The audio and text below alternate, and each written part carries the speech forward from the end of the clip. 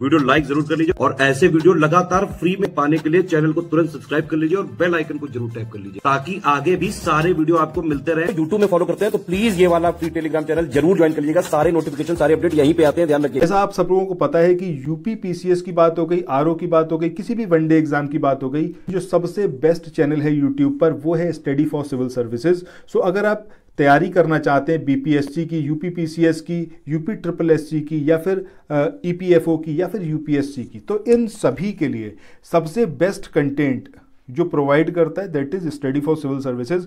अभी 14 मई को आपका एग्जाम है, ठीक है, पीसीएस का। सो मैं आपको सजेस्ट करूंगा आप जितनी जल्दी हो उतनी जल्दी आप हमारे इस पेड कोर्स में एनरोल कराएं। एनरोल कराने के लिए ये जो नंबर आप अपनी स्क्रीन पे देख रहे हैं, इन नंबर पर आप कॉल कर सकते हैं और व्हाट्सएप भी कर सकते हैं, टेलीग्राम, किसी भी माध्यम से आप हमसे जुड़ सकते हैं, कोई भी इशू नहीं है। ये यहाँ पर आपको नंबर्स गिवन करे गए हैं, व्हाट्सएप का नंबर ये गिवन करा गया है, इसके अलावा ये नंबर है, इस पर आप कॉल कर सकते हैं। स्टडी फॉर सिविल सर्विसेज का कोर्स लेने के बाद अभी देखिए तब भी सफिशिएंट टाइम है, जितना आप डिले करेंगे उतना ही मुश्किल हो जाएगी।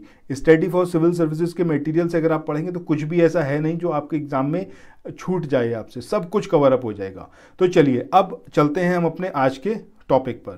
हेलो फ्रेंड्स, मेरा नाम है वैभव और आप लोग देख रहे हैं हमारे इस यूट्यूब चैनल को। दोस्तों, हिस्ट्री का कंपाइलेशन हम लोगों ने स्टार्ट किया है। सो आज उसमें हम आगे बढ़ेंगे। कल तक जो हमने देखा था वो बात हमने करी थी किसकी, कि इंडिया की जो एंशिएंट हिस्ट्री है उसके बारे में किस किस सोर्सेज से पता चलता है और इतिहास के बारे में किसने क्या कुछ कहा है। इसके अलावा हमने देखा कि इंडिया जो है, इंडिया को मतलब क्या क्या और नामों से बुलाया जाता है, किसने क्या बुलाया था, ये सारी चीज़ें हमने देखी थी। उसी क्रम में आगे आज हम बढ़ेंगे। सो देखिए, आगे हम बढ़ें, यहाँ पर सबसे पहली चीज़ सबसे इम्पॉर्टेंट क्या है, इंडिया के बारे में ही क्या किसने कुछ कहा था, तो उसी क्रम में आगे हम देखते हैं। अगर हम बात करें किसकी, वराह मिहिर की, तो इनकी जो बुक थी वृहत संहिता, इसमें इंडिया को क्या बोला गया है, कुर्म की आकृति, इंडिया की जो शेप है वो क्या बोला है, कुर्म का शेप है। पुराणों में अगर हम बात करें तो धनु आकृति बोला गया है इंडिया की आकृति को, या फिर इंडिया की जो शेप है उसके लिए। और दीर्घ निकाय, इसमें छकड़े की भांति ये बोला गया है। वहीं महाभारत में अगर हम बात करें तो समभुजाकार त्रिभुज, इसकी भांति इंडिया को बताया गया है। पुराणों के जो भुवन कोश अध्याय में भारत के भूगोल का वर्णन मिलता है, ये वाला पॉइंट इंपॉर्टेंट है, याद रखिएगा कि पुराणों के भुवन कोश अध्याय में भारत के भूगोल का जो वर्णन है वो किया गया है। पुराणों में पृथ्वी को कमल के रूप में स्वीकार किया गया है, दिस इज ऑल्सो इम्पॉर्टेंट। पुराणों में पृथ्वी को कमल के रूप में स्वीकार किया गया है। और पुराणों के अनुसार भारतवर्ष नाम पढ़ने से पूर्व ये जो देश है ये अजनबी तथा हेमवर्त वर्ष के नाम से विख्यात था। ये दो नाम याद रखिएगा।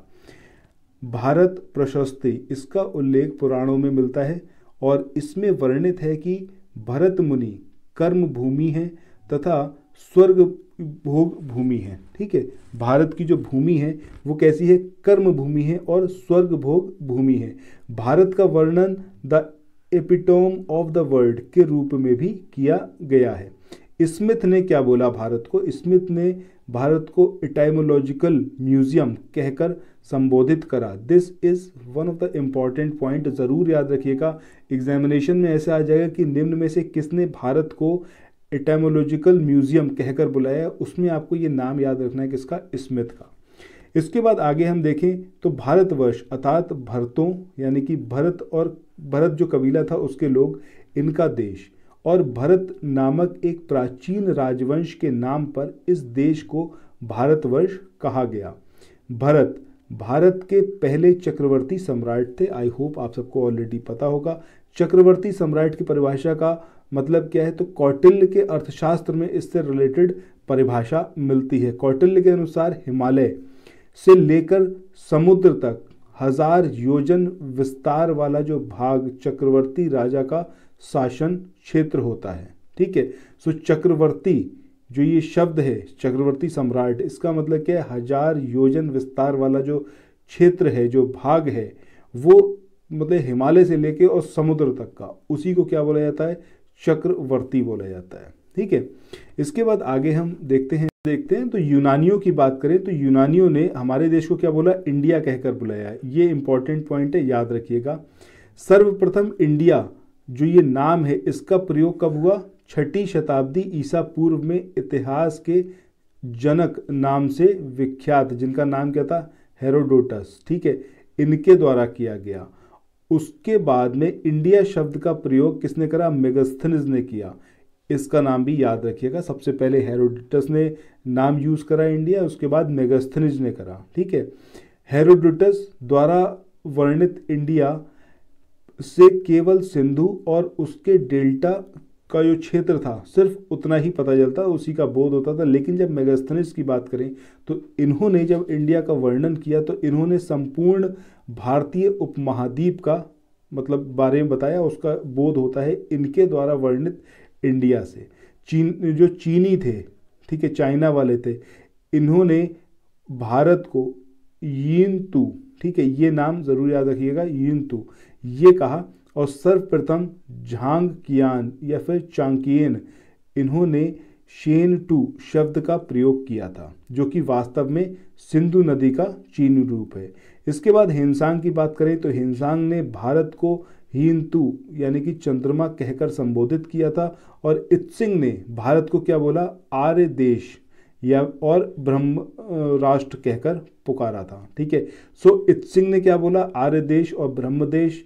वहीं अगर हिंसांग की बात करें तो इन्होंने क्या बोला, हीनतू, ठीक है। इसके बाद आगे देखते हैं, खारवेल की बात करते हैं। खारवेल का जो हाथी गुम्फा अभिलेख है, इसमें सर्वप्रथम प्राकृत भाषा में जो है मर्धवस यानी कि भारतवर्ष का विवरण मिलता है।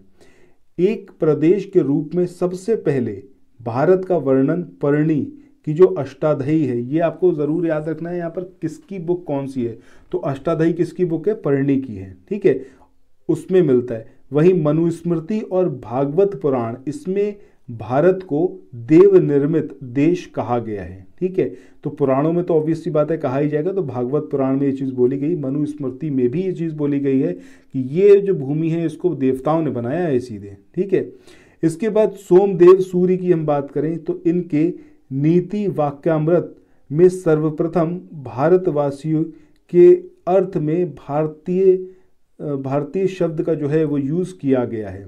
इसके बाद अगले पॉइंट की बात करें, अथर्ववेद में गंधार, मुजबत, महावृक्ष, बालकीश, मगध, अंग, अष्टचक्र, अयोध्या और वर्णावती यानी कि वाराणसी या फिर काशी, इसका उल्लेख किया गया है।